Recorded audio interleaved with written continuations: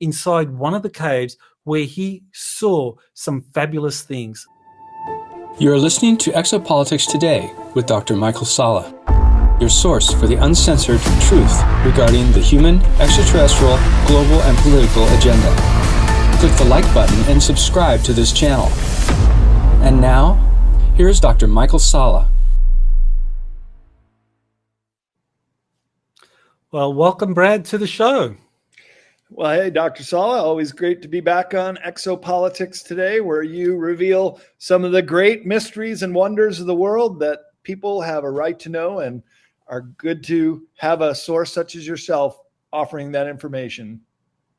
Well, it's great to have people like yourself who are very experienced, who have traveled these places and seen them, because I do work with a lot of interesting sources and they tell me things. I mean, you've met my Army insider, JP, at a conference in Florida. So, you know, he's the real deal.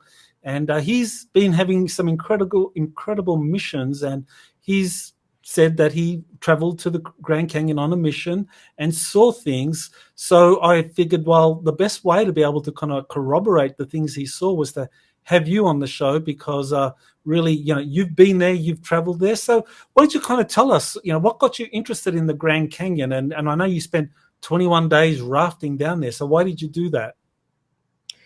Well, I just do those kind of things, Michael, just like getting on a sailboat for Antarctica, crossing the Drake Passage. Sometimes it's difficult going, but it's worth it because I'm a traveler. So I've been to all 7 continents, and I'm in search of all the great mysteries that are out there, including this newspaper report of the Kincaid expedition about 115 years ago. And that was when this group went down, the explorations in the Grand Canyon, and reported on finding these massive caves which contained all of these various artifacts, suggesting Egyptian, but also Far Eastern, such as what was described, we would think today, of a Buddha in a meditation posture, but certainly icons of the Far East. So I was very interested in this before I took the Grand Canyon trip in 2003. And because I started my career as a travel writer, I was getting a lot of invitations to do press trips, or junkets, as they're called. This particular one happened to be the full length of the Grand Canyon, dropping in just past Lake Powell and the Glen Canyon Dam, driving down to Lee's Ferry, and doing the full length for 21 days of the entirety of the Grand Canyon. One of the best trips of my life, I have to say. And that the Grand Canyon is so fraught in mystery really only enhanced the voyage. Well, I know there are these legends like the 7 cities of Cibola. So what do those legends have to do with the Grand Canyon? I mean, is the Grand Canyon kind of like commonly known by the Native Americans as a place where you have these ancient cities kind of hidden? Well, let's remember the history of the colonization of the Americas, first by Christopher Columbus and the Caribbean, to be followed by many of the conquistadors who traveled overland to the lands of riches.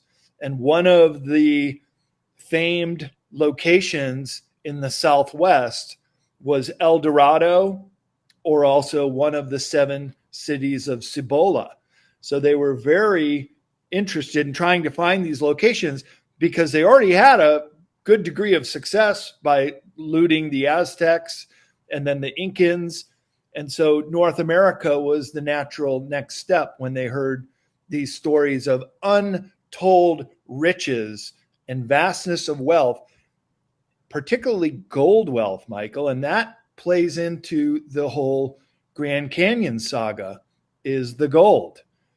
The gold being in some of these cave systems that were discovered by the Kincaid party, but also a very large seam of gold, which was discovered.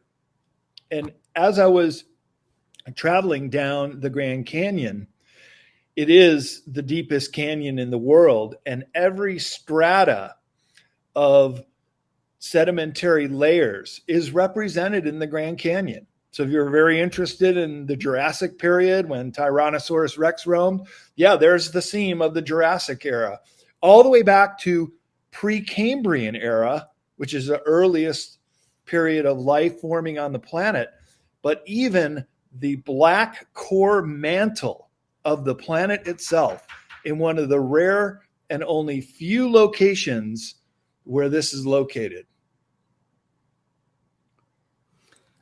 So the gold connection is very interesting, because I know there are stories about, of course, the you start off with, say, the kind of legends of the Anunnaki mining for gold, and it's often associated with South Africa. And I know that there are stories about fabulous gold deposits in Romania, in Bucegi, in the Bucegi Mountains, that there's supposed to be an incredible gold repository there in the middle of the Carpathians. But now it seems that, the Grand Canyon also has similar kind of very rich gold deposits. So yeah, it does make you wonder whether this is all being kind of kept secret. Kept secret for a very good reason, and that is, if you have a currency taking us up to this modern age that is not backed on a asset such as gold, you can't compete in the world market of fiat currencies. So that's why every single currency on planet Earth right now is a fiat currency. Even if a basket case country such as Zimbabwe were to introduce a gold-backed currency, it would become the most sought-after currency on the Forex because it's backed by gold. So you have to have an absolute monopoly on keeping it a fiat system. And that is partly what the central banks of the world have been responsible for. Now, there's this great interview by Bix Weir. It was a presentation that he did at Anarchapulco conference down in Mexico a couple of years ago, and then he represented it. It was so popular, he's just brought it back again. And Bix Weir, the way it's spelled, is Bixweir, and it's on the road to Ruta. But this particular interview is called Facts, Myths, and Legend of the Grand Canyon Gold. And he is making a very powerful point that when this gold was discovered, and it was discovered in the early 1900s, and there are headlines from the New York Times that tell of vast riches in the Grand Canyon.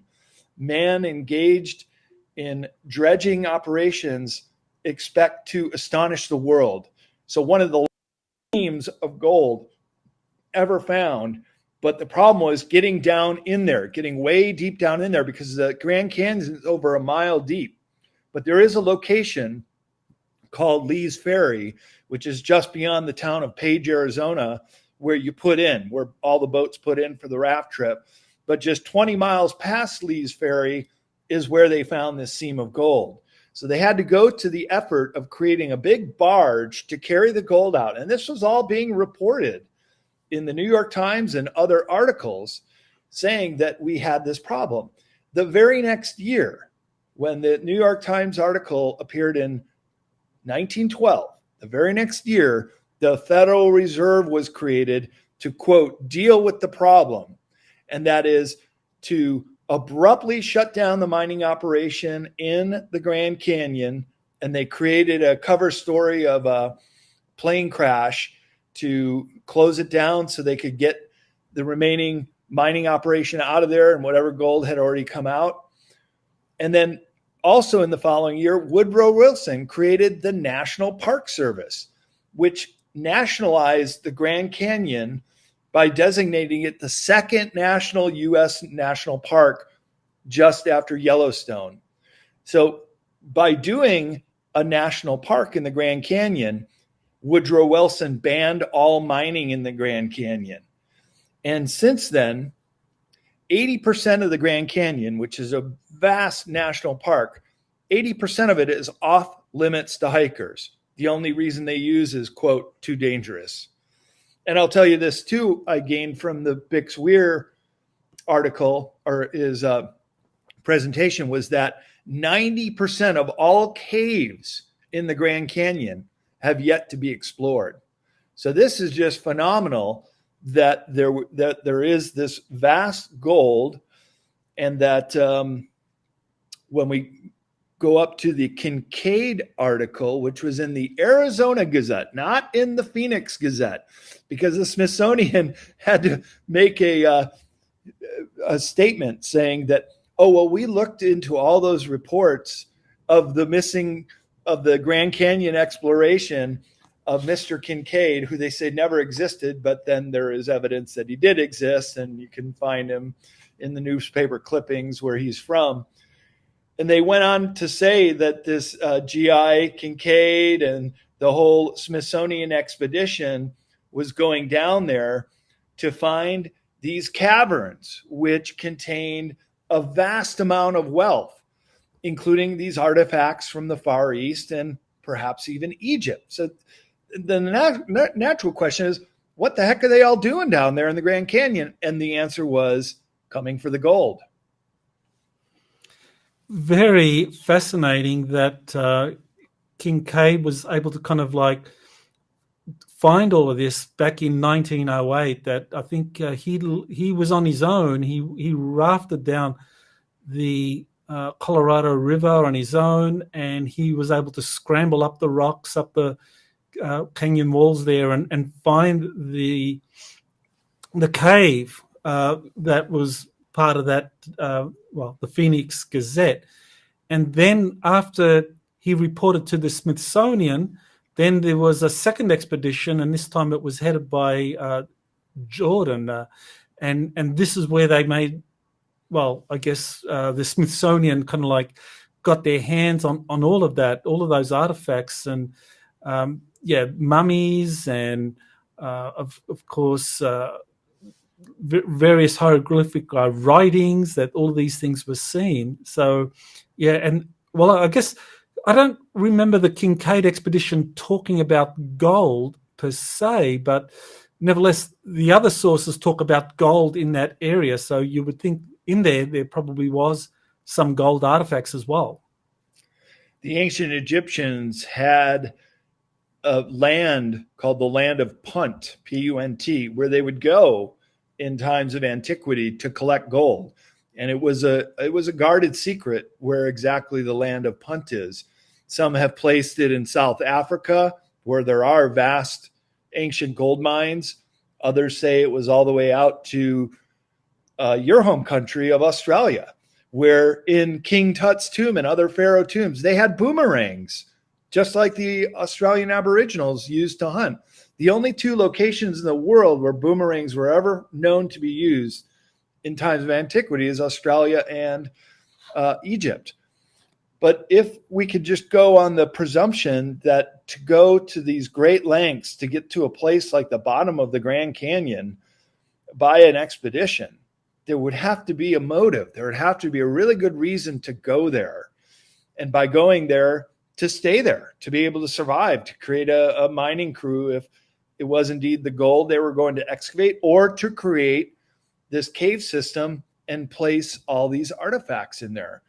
And that's when the Kincaid expedition report is really fascinating, because he said it was multiple caves that went into various rows and levels, and they were all filled with artifacts. And it was a massive undertaking to not only just create this cave, but then to put all. It was a massive undertaking to not only just create this cave, but then to put all these artifacts in there. And the big question today is, where could this cave system be? And that's why your interview with JP is so fundamentally important, because these are new data points suggesting that this cave system is in there, filled with artifacts, as many as the Smithsonian presumably couldn't carry out with them, that there still be something there. but it's within a vast cave system that extends all throughout the Grand Canyon area. In fact, the U.S. Army did a test by lighting off smoke bomb cannons and watching where the smoke would emerge. And in some instances, it was 20, 50, even 75 miles away up on the Kanab Plateau, and then other portions of the Grand Canyon, then it had smoke coming out. So they know how extensive the cave system is. So it could be these caves had exploited existing caves and just carved them out, or were boring devices, some kind of subterranean that they use for the underground bases in modern times, a form of technology to put them in there. Because the cave that Kincaid found was way up on the side of the cliff. And Michael, when I was going down there, I had a pretty good idea of the location, and we'll talk about that in a second. But there was no sign of it, nor do I think they want any sign of it. And so it's quite possible that they avalanched over the cave so nobody could see where it was or get in there. One of the things that